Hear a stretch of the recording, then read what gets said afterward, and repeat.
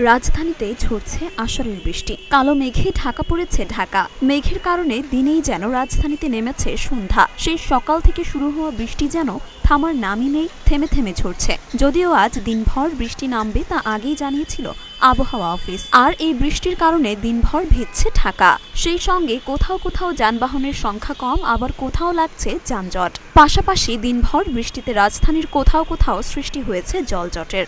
সব মিলিয়ে আষাঢ়ের বৃষ্টি বিড়ম্বনায় রাজধানীবাসী। সকাল থেকে রাজধানীর বিভিন্ন এলাকা ঘুরে দেখা গেছে দিনভর বৃষ্টির কারণে কাজে বের হওয়া মানুষরা পড়েছেন ভোগান্তিতে। পাশাপাশি রাজধানীর অনেক স্থানে লেগে থাকছে যানজট, আবার অনেক স্থানেই রয়েছে গণপরিবহন সংকট। রাস্তায় বের হওয়া মানুষরা ছাতা মাথায় চলাচল করছেন। সেই সঙ্গে রিকশা, সিএনজি চালকরা যাত্রীদের কাছ থেকে অতিরিক্ত ভাড়া চেয়ে বসছেন। বাধ্য হয়ে যাত্রীরা অতিরিক্ত ভাড়াতেই যাতায়াত করছেন। আবার থেমে থেমে দিনভর বৃষ্টির কারণে রাজধানীর বিভিন্ন সড়ক, অলিতে গলিতে কিছুটা জলাবদ্ধতার সৃষ্টি হয়েছে।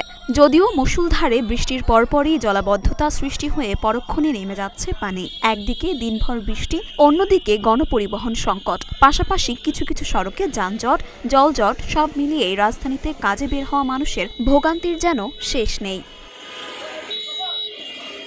মরিয়ম মিম, ঢাকা পোস্ট।